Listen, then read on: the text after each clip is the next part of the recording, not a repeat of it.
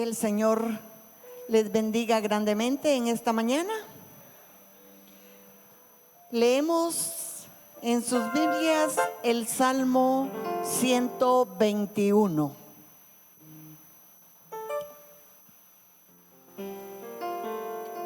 Salmo 121 dice así: alzaré mis ojos a los montes, ¿de dónde vendrá mi socorro?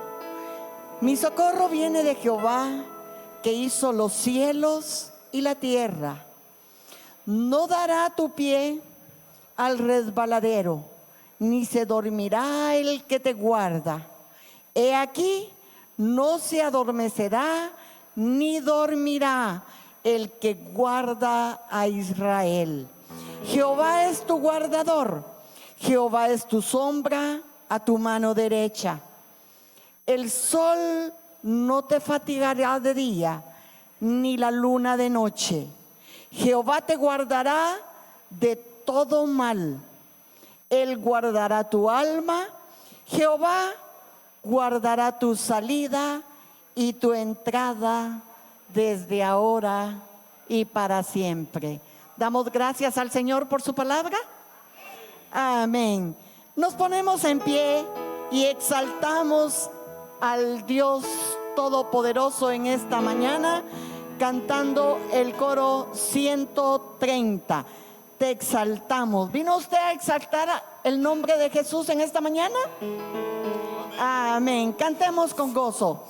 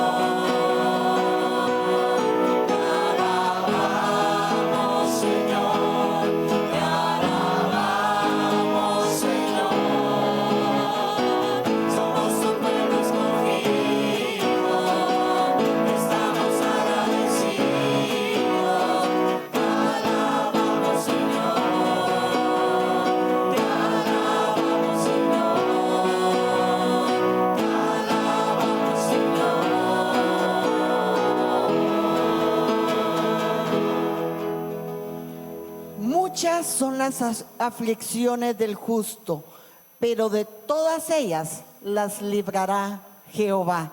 Seguimos cantando el himno 87. Creo en las promesas. ¿Creen en las promesas? Amén. Creamos en las promesas que el Señor siempre estará con nosotros.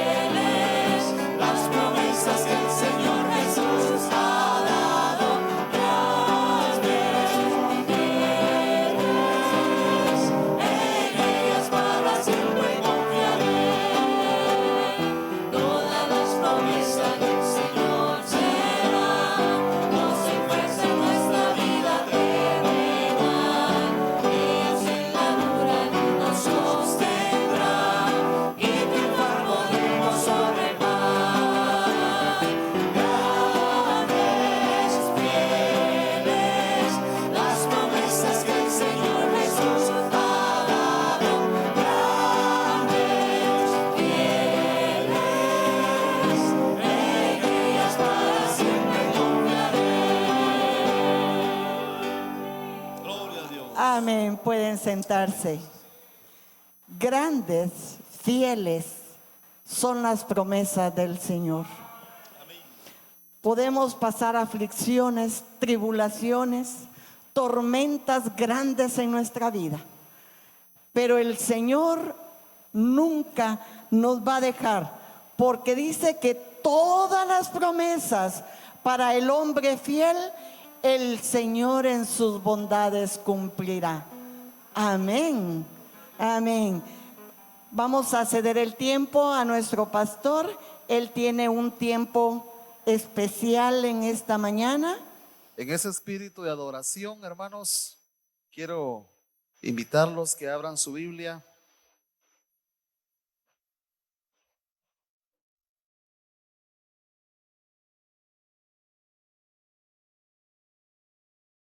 Allí en la carta a los Filipenses,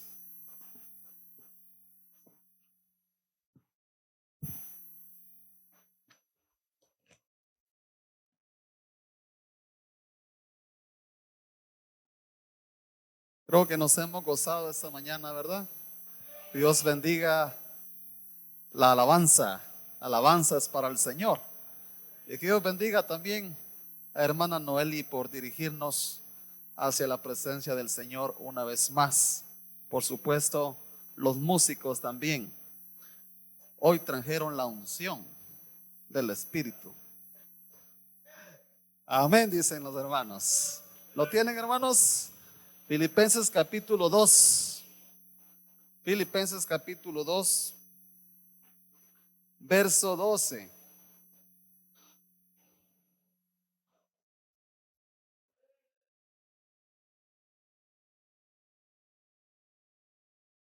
Me gustaría que se pongan de pie para dar lectura a la palabra del Señor.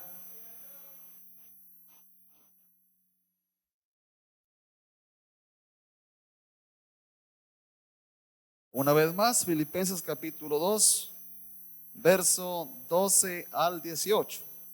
Dice así la palabra del Señor: por tanto, amados míos, como siempre habéis obedecido, no como en mi presencia solamente, sino mucho más ahora en mi ausencia, ocupaos en vuestra salvación con temor y temblor, porque Dios, es el que en vosotros produce así el querer como el hacer por su buena voluntad. Haced todo sin murmuraciones y contiendas, para que seáis irreprensibles y sencillos, hijos de Dios sin mancha, en medio de una generación maligna y perversa, en medio de la cual resplandecéis como luminares en el mundo, asidos de la palabra de vida, para que en el día de Cristo yo pueda gloriarme de que no he corrido en vano, ni en vano he trabajado. Y aunque sea derramado en libación, verso 17, sobre el sacrificio y servicio de vuestra fe, me gozo y regocijo con todos vosotros. ¿Qué tal si leemos el verso 18 todos juntos? Y asimismo, gozaos y regocijaos también vosotros conmigo. Amén. Pueden sentarse, hermanos. El versículo 1 del capítulo 2 nos enseña acerca de una nota especial que el apóstol Pablo escribe para los hermanos de Filipos. Y digo, hermanos, una nota especial porque habla de la obra de Cristo. Habla de lo que Cristo hizo, de lo que Cristo vino a hacer al mundo. ¿Ya? Por ello yo le llamo una nota especial. Y él escribe allí, y usted tiene su Biblia, puede revisar ahí del versículo 1 al verso 11 del capítulo 2. Usted va a comprender ahí específicamente el verso 5, que dice: haya pues en vosotros ese sentir que hubo también en Cristo Jesús. Y luego, hermanos, empieza a decir que aún Jesús, siendo Dios, ¿verdad?, no estimó, dice, el ser igual a Dios como cosa a que aferrarse, sino que se despojó, se vació, se desprendió de toda su gloria en los cielos y vino a hacerse como uno de nosotros. Y luego empieza a hablar acerca de la humillación de Jesús, de la humildad de Jesús. Ya del versículo 9 en adelante, Pablo les habla acerca de la exaltación que Dios hace para su Hijo. Una vez que Él permite la humillación de Cristo, ahora Dios lo exalta y le da un nombre, dice la palabra, que es sobre todo nombre. ¿Para qué, hermanos? Para que en el nombre del Señor se doble toda rodilla de los que están en el cielo, en la tierra, en la mar y debajo de la tierra, para que los ángeles adoren a Jesús, para que los que vivimos adoremos a Jesús. Aún los que están muertos un día se levantarán, ya sea para vida eterna, para adorarlo en el cielo, y aquellos que nunca le han conocido, también muchos de ellos se rendirán al Señor, no para salvación, pero sí reconocerán que Él es Dios, que Cristo es Dios. Y con esta nota y con ese saludo especial, Pablo quiere lograr algo importante con la iglesia de Filipos. Y ahí es cuando yo quiero que usted también reflexione conmigo. Los hermanos de la iglesia de Filipos tenían algunos problemas, algunas dificultades. Y por esa razón el apóstol se introduce con esta nota especial, hablando de Jesús y ya de todo lo que acabo de mencionarles. Pablo quería corregir entonces algunas situaciones en la iglesia. Pablo quería corregir un espíritu de egoísmo que había en la iglesia, en aquella congregación que él había fundado. Él quería corregir el egoísmo y también quería corregir un espíritu partidista que existía entre la iglesia. porque esos son problemas muy graves. Cuando hay egoísmo en un grupo, cuando hay partidos en una congregación, esto es desastroso, hermanos. Esto causa numerosos problemas. Y entonces la iglesia tenía esos problemas. Y con esa nota especial, él aborda y pues le demuestra la humildad de aquel que merecía toda la gloria y toda la honra. Les demuestra con eso la forma como ellos también debían conducirse como cristianos. Así que él les presenta a Jesús como el remedio para ese problema, para esas dificultades. Y él dice que el remedio para que una iglesia esté unida, el remedio para que una iglesia viva en paz, el remedio para que una iglesia esté haciendo la voluntad de Dios, es que la iglesia tenga la mente de Cristo, la mente del Señor. Si una iglesia tiene la mente de Cristo, si ustedes y yo tenemos la mente de Cristo, yo creo que no tendríamos mayores dificultades en las relaciones interpersonales como iglesia. No tendríamos muchos problemas, pero lamentablemente a causa del pecado y el pecado heredado, pues muchas veces flaqueamos y somos débiles. Sin embargo, la intención del apóstol es que nosotros también corrijamos toda dificultad.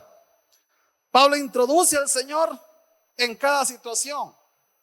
Pablo no habla de Cristo únicamente en los problemas del alma, sino que Pablo introduce a Cristo en los problemas interpersonales también, en la forma como los cristianos vivían, en la forma como los cristianos se conducían desde su casa, en la congregación, allá donde trabajaban. Pablo elabora numerosos consejos para la iglesia de cómo ellos debían vivir la vida en el Señor. Él quería eliminar toda pendencia. Si usted busca esta palabra en un diccionario, pendencia quiere decir una pelea o riña de palabras o riña a la hora de obrar. ¿Cuántos ministerios tiene la iglesia, amigos? En Guatemala son numerosos ministerios. ¿Cuántos ministerios hay en las diferentes congregaciones, amigos? Hay muchos. ¿Cuántos ministerios tenemos como iglesia, amigos del tabernáculo? Muchos ministerios. Y cada ministerio se compone por un grupo de líderes, los cuales esos líderes deben poseer la mente de ¿quién, hermanos? La mente de Cristo, la mente del Señor, para superar todo tipo de dificultad, para superar todo problema entre grupo, entre la iglesia, para superar todo espíritu de Satanás que quiera meterse a la congregación. El líder debe poseer la mente del Señor. Esa es la intención de Pablo.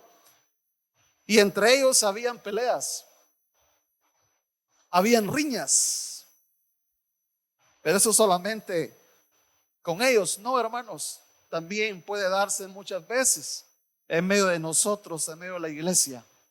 Pueden haber peleas en la mente, pueden haber peleas también contradiciéndonos en palabras, pueden haber una lucha de opiniones que no causa o no provoca la paz, sino que eso trae dificultades, trae problemas, trae disensiones, trae división.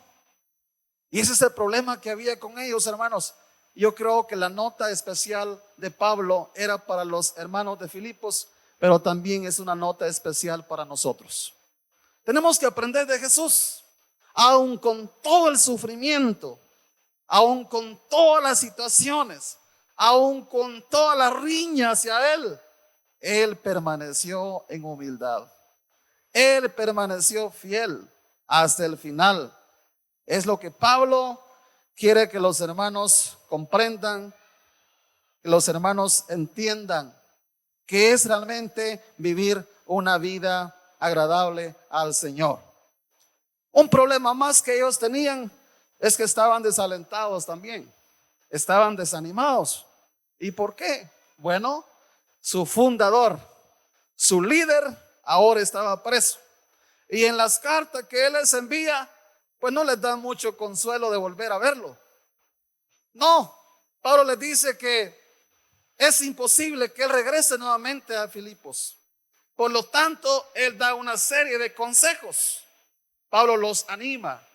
Primero los elogia en su carta, diciéndoles que eran una iglesia generosa, una iglesia amorosa, una iglesia que estaba pendiente de él. Pero luego empieza, hermanos, a darles consejos, a darles instrucciones. Luego Pablo empieza también a darles algunas exhortaciones específicas por las cuales ellos debían guiarse para ser mejores delante del Señor. Ese era otro problema que tenía, el desánimo. ¿Qué más podemos entender en esta porción que hemos leído? Ellos debían vivir a la expectativa de los judaizantes. Eso lo encontramos más adelante, ahí en el capítulo 3. Usted va a encontrar capítulo 2, verso 19. Más adelante usted va a leer cómo ellos debían mantenerse con la mirada en Jesucristo, porque se habían levantado muchos cristianos que supuestamente ya se habían convertido. Sin embargo, ellos tenían problema con la enseñanza. Hoy podemos decir, él tiene problemas teológicos. Es lo que se oye. Él se desvió de la verdad. Los judaizantes no habían creído en Jesús como los otros. Por lo tanto, había un partido ahí y algunos hermanos con la tendencia a seguirlos en sus enseñanzas. Así que era un problema también, por el cual Pablo escribe esta carta y los exhorta que se cuiden, ¿verdad?, de los que mutilan el cuerpo, de los que decían que para alcanzar la salvación también se debía practicar o era necesaria la práctica de la ley. Esa era otra enseñanza. Y si usted se da cuenta, hermano y hermana, esta mañana, también en nuestro medio tenemos serios problemas con la enseñanza. No solamente ellos hace 2000 años. ¿Cómo aplicamos esta palabra a nuestra vida?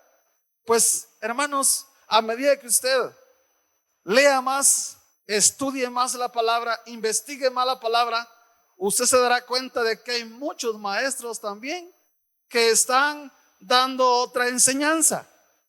Están dirigiendo a las personas hacia otros temas que no son los correctos según la Biblia. Y de esos hay muchos. Hoy en día los podemos ver en los medios sociales. Ahí podemos notar nosotros cómo la gente se desvía de la palabra, cómo escriben cosas fuera de la palabra. Sí, así que es un problema que también nos debe ocupar a nosotros y estar a la expectativa, amados hermanos, bebiendo, comiendo la palabra, saciándonos de la palabra para poder también estar listos y corregir todo tipo de mala enseñanza según lo que hemos aprendido. Pablo les había enseñado bien, pero algunos se habían desviado ya. Así que les advierte, tengan cuidado de ellos. Hemos enumerado 3 problemas de los hermanos de Filipos. El primer problema que ellos tenían es que tenían un espíritu de egoísmo.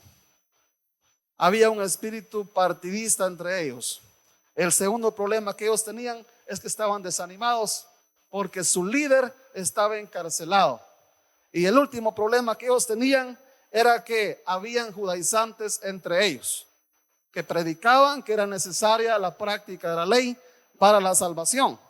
Así que con esa nota especial, Pablo procura corregir estos problemas en la iglesia de Filipos y da 3 consejos. Quiero que los vea conmigo. El verso 12, por favor. Vayamos al verso 12. ¿Qué dice el apóstol Pablo? Siempre el capítulo 2, verso 2. Por tanto, amados míos, como siempre habéis obedecido en mi presencia, quiere decir, no como en mi presencia solamente, sino mucho más ahora. Pablo les pide que ellos sigan obedeciendo la palabra, como él se las había enseñado. Y luego que dice, hermanos, y ahí está el primer consejo. ¿Lo tienen?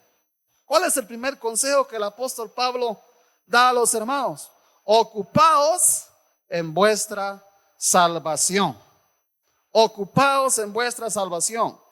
Quiero hacer énfasis que la palabra salvación acá no es la salvación del alma, sino que aquí está hablando, amados hermanos, de solucionar los problemas que ahora ellos tenían ya siendo salvos. Así se debe interpretar, porque la carta es enviada a una iglesia ya salva. ¿Cuántos salvos hay esta mañana? La palabra a nosotros nos asegura que somos salvos en Cristo Jesús. Así que Pablo supone que la carta va a una iglesia que ya es salva por la gracia del Señor. Pero dice, si ya eres salvo, si ustedes ya son salvos, ahora ocúpense de esa salvación. Quiere decir, ahora vivan esa salvación. Ahora anden como personas que ya son salvas. Es lo que está diciendo. Ocúpense en ello. Es lo que el apóstol quiere dar a conocer. Si usted regresa al capítulo 1, por favor, vamos al capítulo 1 y vea por favor el verso 19. Ahí dice este versículo, porque sé que por vuestra oración y la suministración del Espíritu de Jesucristo, esto resultará en mi liberación. La palabra liberación también ahí en el original quiere decir salvación. ¿Y de qué está hablando ahí el apóstol Pablo? De la liberación de la cárcel. Entonces, no necesariamente la palabra salvación en la Biblia se refiere a la salvación del alma. Veamos otro versículo. En el 1:28. Veamos capítulo 1, verso 28. Y en nada intimidados por los que se oponen, que para ellos ciertamente es indicio de perdición, mas para vosotros, ¿de qué dice, hermanos? De salvación. Y esto de Dios. Otra vez no está hablando de la salvación del alma, sino que está hablando de cuando el cuerpo sea liberado del pecado. Porque aunque somos salvos, hermanos, el pecado en la humanidad, como ya dije, el ánimo carnal aún afecta nuestra vida. Pero un día seremos salvos de todo pecado. Dice la palabra que seremos santos, 100% santos allá en el cielo. Así que la palabra salvación acá no necesariamente está hablando de la salvación del alma. Y cuando hablamos en el versículo 12, cuando dice ocupaos en vuestra salvación, está hablando entonces, ocúpense en resolver todos los problemas que ustedes tienen. Sálvense de eso. Sálvense del rencor. Sálvense de la riña. Sálvense del egoísmo. Sálvense del desánimo. Sálvense de las malas doctrinas. Eso está diciendo el apóstol Pablo. Así que ellos debían, amados hermanos, obrar la solución de sus problemas, porque la palabra ocupaos también se puede interpretar como obrar. O sea que obrar o obraos en obrar vuestra salvación. Eso quiere decir ese versículo.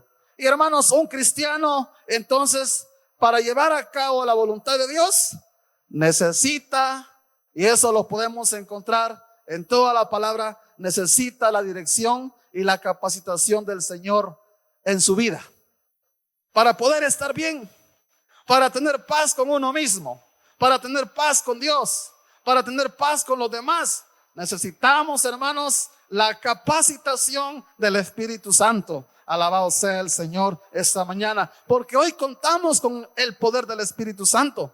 Él nos capacita para estar bien delante de Él y así ser una iglesia gloriosa en Cristo Jesús. A pesar de las dificultades que puedan darse, a pesar de las luchas, a pesar de los problemas, aquí podemos agregar un montón de situaciones que nos pueda agobiar, pero a pesar de todo eso, nosotros podemos permanecer haciendo la voluntad de nuestro Padre Celestial.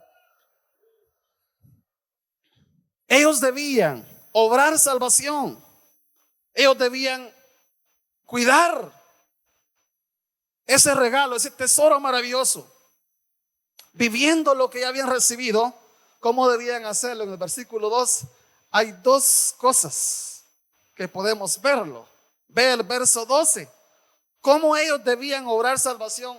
¿O cómo ellos debían vivir la salvación, hermanos? Las últimas palabras. Ocupados en vuestra salvación, ¿con qué? Con temor y temblor. Ya, con temor y temblor. Sí, ahora que Pablo ya no está, ellos debían obedecer más al Señor. Ahora que Pablo ya no está, ellos debían buscar más al Señor. Y hermanos, el cristiano que quiere vivir bajo la voluntad de Dios, el cristiano que desea que el Señor sea glorificado en su vida todos los días, hermanos, es un cristiano que está reverenciando el nombre del Señor en todo lo que hace, en todo lo que piensa, en todo lo que decimos. Hay dos tipos de palabras, dijo alguien por ahí: la palabra que se piensa y la palabra que se dice. Porque ante el Señor es lo mismo. Lo único que cuando lo pensamos y nos quedamos con lo que pensamos, lo que sucede ahí es que nos dañamos nosotros mismos. Pero cuando esa palabra sale, hermanos, ese pensamiento malo sale en nuestro corazón, dañamos a los demás. Entonces puede ser que alguien no nos oiga, no sepa lo que pensamos, pero el Señor sí lo sabe. Así que para el Señor hay dos formas de palabra: una que se piensa y otra que se dice. Ninguna de las dos deben estar en nuestro corazón, sino que nuestro corazón debe estar limpio para gloria de su nombre. Sí, limpio, no para gloria nuestra, para gloria del Señor, para dar a conocer lo que Él hizo por nosotros, amados hermanos. Porque el Señor ha obrado en nuestra vida. Nada lo pudo haber cambiado a usted allá afuera, aunque usted vaya con los mejores especialistas para encontrar la paz, aunque usted le hagan ciertas oraciones, aunque a usted le queme muchas cosas ahí en su cuarto, nada, absolutamente nada, ni el conocimiento, ni la filosofía, nada, hermanos, puede cambiar el corazón del hombre. Solamente el Señor con su poder. Pero cuando nos doblegamos a Él, cuando lo hacemos con sinceridad. Así que Pablo dice: ustedes, hermanos de Filipos, adoren al Señor, vivan la salvación que ya tienen, pero háganlo con temor, háganlo con temblor. Alaben al Señor con sus vidas. Sí, con sus vidas, con todo lo que ustedes piensan, con todo lo que ustedes hacen. Dice la palabra del Señor que del corazón nacen los malos pensamientos. Las concupiscencias, ¿de dónde salen, hermanos? Del corazón. Entonces, antes que las digamos, ya ha ocurrido en nuestra vida, y eso desagrada al Señor. Caminar con temor y temblor es reverenciar al Señor. No es, hermanos, tener una actitud de terror ante Él o miedo, ¿verdad? Sino, o pánico. No, es porque Él es digno, le dice Pablo, de que sea adorado en el cielo, dice Pablo, de que sea adorado en la tierra. Todo ser viviente adore el nombre del Señor, porque Él es digno de toda adoración. Ustedes con mayor razón, que ahora son salvos por su gracia, con mayor razón, ustedes ahora deben adorar el nombre del Señor con sus vidas. Eso es temor y temblor. Cuando conversamos, cuando decimos, cuando quiero hablar de hermano Nahum. Qué especial, hermano Nahum. Qué bien, hermano Nahum. Qué especial, hermano Efraín. Miren cómo viene ahí, todo sudado, más colorado de lo que es, cansado, a tocar la guitarra con mucho gozo. Yo creo que el Señor se agrada de mi comentario. Pero si yo le cambio, hermanos, eso ofende a Dios. Es olvidar por un momento de que Dios no está. Y todos sabemos que el Señor está en todo lugar. Y todos sabemos que el Señor escucha todo lo que decimos y lo que pensamos. Él lo sabe. Porque Él es omnisciente. No olvidemos generalidades, hermanos. Él es omnisciente. Él es omnipresente. Él es todopoderoso. Él es capaz de pensar, de saber lo que estoy pensando. Y si hablamos de su omnipresencia, Él conoce el futuro de todos nosotros. Así que Dios está en todo lugar. No podemos escondernos. Aunque nos escondamos en las profundidades del mar, ahí está Dios. Aunque nos escondamos en alguna parte del mundo, de la tierra, ahí está Dios. ¿Dónde no está Dios? Dios está en todos lados, hermanos. Así que el que me dio la vida, el que me salvó con su gracia, su presencia es real en mi corazón las 24 horas. Y por lo tanto mi adoración debe ser las 24 horas. Y no solamente adoro al Señor en el tabernáculo el día domingo, el jueves o el martes. Y ya pues de lunes a viernes soy otra persona, soy diferente. No, el cristiano es cristiano aquí y en todo lugar. Esa es la intención del apóstol. Aprendan de Jesús, dice él. Y eso es muy importante. Recordémonos de Jesús. Antes de pensar, antes de decir, antes de obrar, antes de sentirnos tristes, antes de sentirnos desanimados, pensemos y pasémoslo por el colador de Jesús. ¿Qué haría Jesús en mi lugar? Cuando estamos en esa indecisión, ¿será que voy a la feria o no? Bueno, Jesús iría a predicar, entonces yo voy también.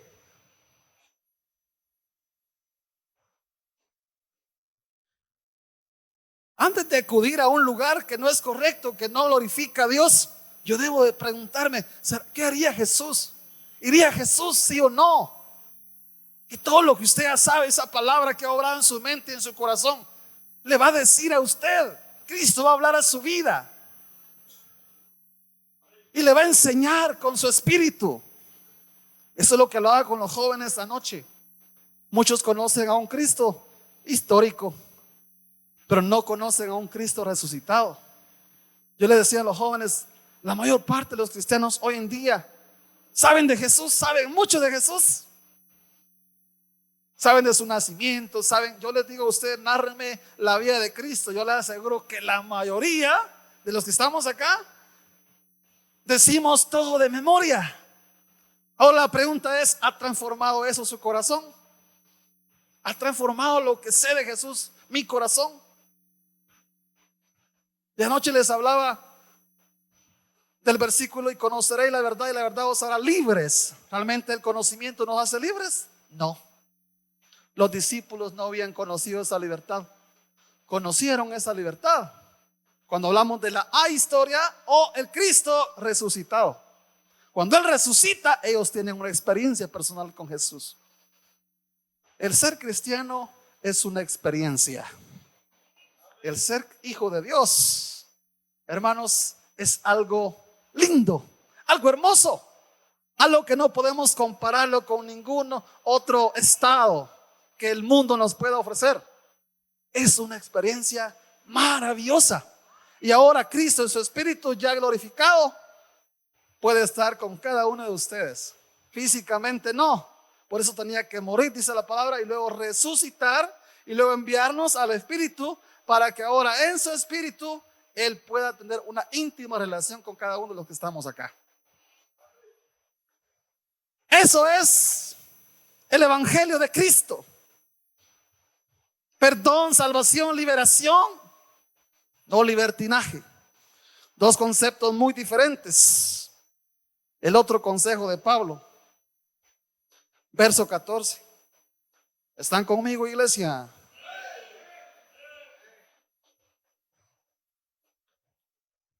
Verso 14. ¿Cuál es el otro consejo del apóstol? Haced todo sin murmuraciones. ¿Y qué más? Otra vez los hermanos peleando, ¿verdad? Otra vez, sin murmuraciones y contiendas. Sí, sin murmuraciones y contiendas. Si voy a quitar un chicle de la banca, lo debo hacer alabando a Dios. Y no es que los hermanos mascan chicle, que no sé qué, y empezamos a alegar y decimos un montón en la mente y arrasamos con el concilio y arrasamos con todo el liderazgo de la iglesia.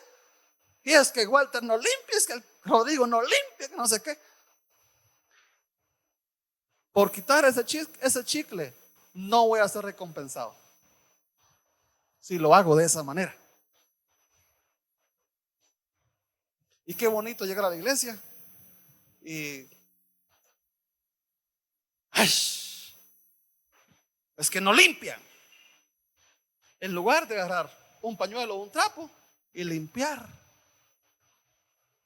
donde me voy a sentar, de un vaso de agua que compartamos, dice la palabra del Señor, de eso daremos cuenta.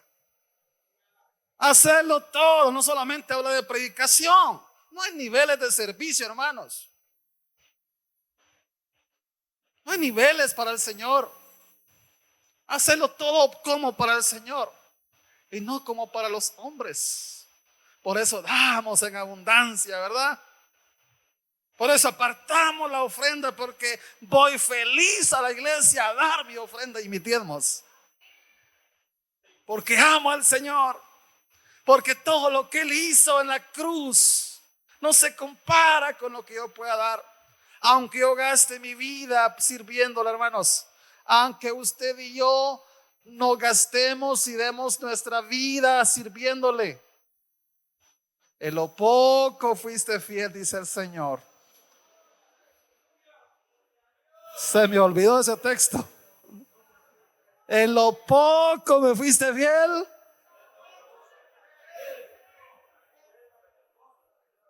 Entra en el gozo de tu Señor. Pero para entrar al gozo del Señor, usted y yo deben ser fieles. Debemos ser fieles. Cristianos de verdad. Capaces de que cuando nos den en una mejilla, demos también la otra. Y no ser altivos a la hora de responder. Si es por la causa de Cristo, alabado sea Él en esa acción. Alabado sea Él. Él se glorifica en nuestra vida. Así que ustedes, hermanos del tabernáculo, dice Pablo, háganlo todo sin murmuraciones y contiendas. Y hermanos, el verso 13 con el 14 lo podemos conectar. Está estudiando la palabra conmigo esta mañana. Verso 13 y 14. Vamos a conectarlos. ¿Qué dice el 13, hermanos? Porque Dios es el que en vosotros produce así el querer como el hacer por su buena voluntad. Ahora el verso 14, entonces, ¿qué dice? Haced todo sin murmuraciones y contiendas. Porque, hermanos, el Señor nos dio la salvación. Y como fruto de esa salvación, nace el deseo de servir. Y cuando el deseo de servir nace, de todas formas quien nos capacita es el Señor. O sea que no hacemos nada por nosotros mismos. No. En la salvación nacen muchos deseos buenos. Y ahí podemos enumerar el fruto del Espíritu. Amor, gozo, paz, paciencia, benignidad, bondad, fe, templanza. Contra tales cosas no hay ley. Practíquenlo, hermanos. Sí, pero quien nos capacita para amar de la forma como Dios quiere que amemos es el Señor. Quien nos orienta, amados hermanos, para tener gozo en medio de la tribulación, ¿quién es? El Señor. Ah, no, yo puedo, usted. No, el Señor nos cuida. El Señor nos da el gozo en medio de las pruebas, en medio de las dificultades. El Señor nos capacita. Recibimos ese poder para salir adelante y ser victoriosos en Cristo Jesús. Alabado sea su nombre por su palabra en esta mañana. ¿Y qué más, hermanos?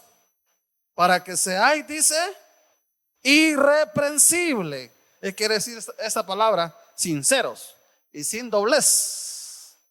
Irreprensible significa, ¿qué significa? Sinceros y sin doblez. Irreprensible significa ser sinceros y ¿qué más? Y sin doblez. Memoricemos esa definición.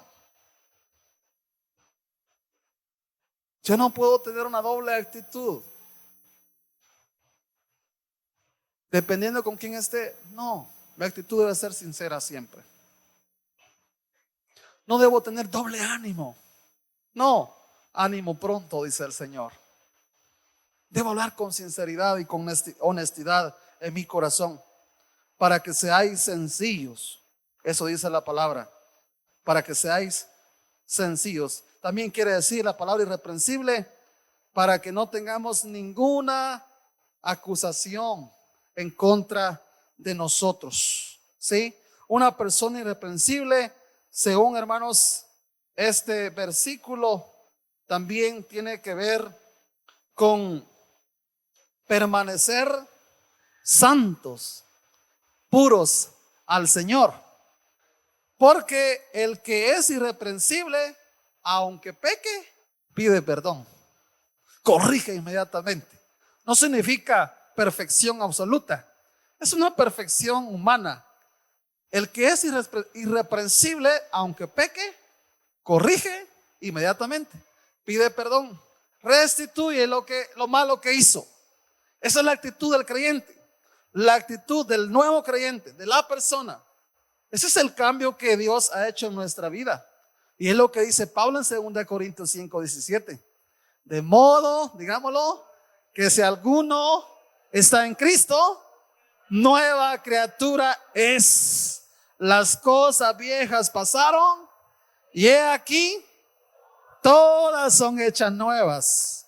Así que cualquiera que venga a esta iglesia va a encontrar la paz del Señor. Cualquiera que venga a este grupo va a experimentar el inmenso amor de Dios. Y los signos que entonábamos, ¿verdad? Sí, los signos, hablábamos del amor. Hablábamos de que Cristo es uno, Dios es uno, el Espíritu es uno. Y como Él es uno, la iglesia es una. Que vive el amor, que practica la unidad. Cualquiera que entra al tabernáculo ya nunca más sale. No se va por otro lado. Amén. Nunca más se va. Y más si toma agua de aquí del pozo. Porque aquí hay amor. Porque aquí hay amistad.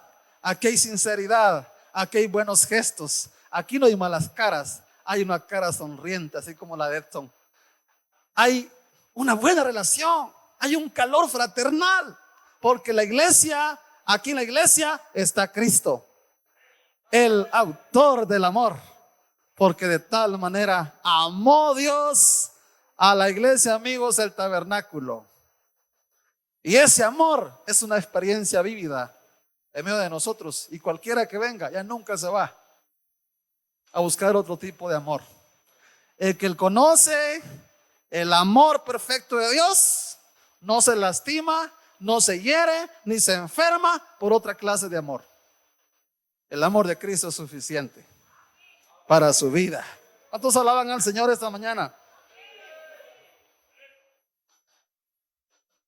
Por eso Pablo llama a los cristianos, ustedes son luminares del mundo, les dice. Ya lo hemos leído, ¿verdad? Son como luminares en la oscuridad. Cuanto más oscuridad hay, más usted brilla como cristiano. Si hay un poco de luz y encendemos otra lucecita, la luz que encendimos no se nota mucho. Pero si hay oscuridad en este recinto, aunque sea una luz pequeña, esa luz se va a notar. Cuanto más pecado en el mundo, más brilla la iglesia. Amén. Cuanto más conflictos hay en su casa, más brilla usted. Cuantas más leyes torcidas vengan a Guatemala, más brilla la iglesia. Y se deja ver, y se deja notar. Porque nosotros somos luminares en la oscuridad, como dice Pablo. Y ya para finalizar, verso 16. Asidos de la palabra de vida. ¿Qué quiere decir? Manteniendo en alto.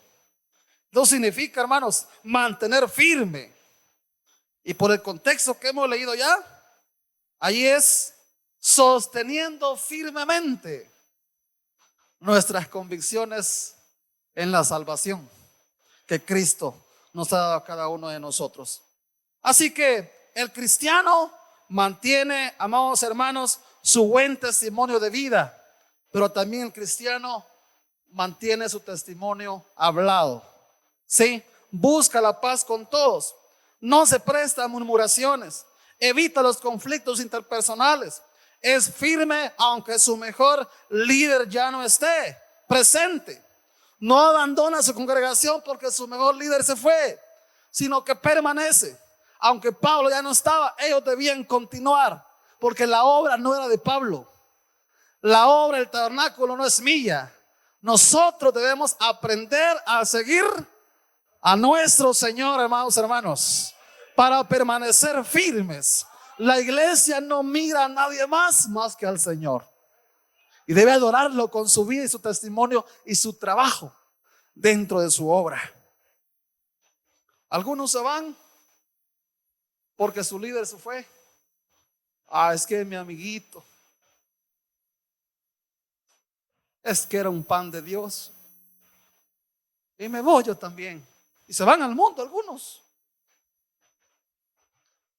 Sigamos a Cristo, amados hermanos. Vivamos para Él. Sirvámosle con pasión. Y entonces veremos la gloria del Señor en nosotros.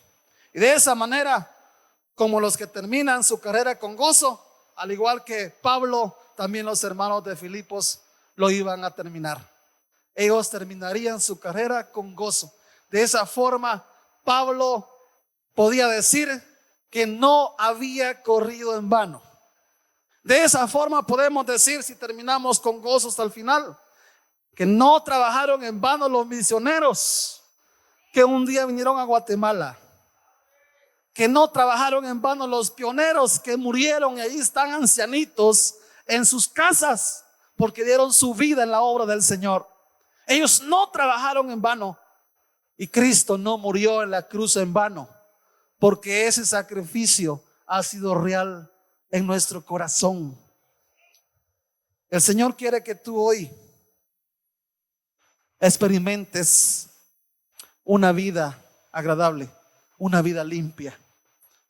Si alguien de ustedes esta mañana no ha conocido a ese Cristo resucitado, ese Cristo que transforma los corazones, esta es su oportunidad. Si tú tienes un problema personal, un conflicto personal, tú tienes un conflicto familiar, un conflicto en tu trabajo, tienes un problema ahí que no te deja liberarte para el Señor, Él te quiere hoy libertar. Él te quiere hoy transformar. Porque esa verdad fue conocida por los discípulos hasta que Él resucita. Porque se dieron cuenta que no era aquel sencillo carpintero el que hablaba, sino que aquel carpintero era Dios, porque resucitó entre los muertos. No tengamos nuestra vida espiritual basada en una historia. Basemos nuestra vida espiritual en un Cristo resucitado y glorificado. La iglesia se pone de pie para orar esta mañana. Y si usted quiere venir al altar, hermanos, aprovechemos este espacio. No sabemos si habrá otra oportunidad, pero usted tenga libertad de orar, de acercarse a Dios con todo el corazón y dígale: Señor, aquí estoy nuevamente. Corrijo mi vida, Señor, porque tú vienes pronto. He caminado mal, estoy en serios problemas. Gloria sea al Señor por los hermanos que están viniendo al altar y están arrodillando.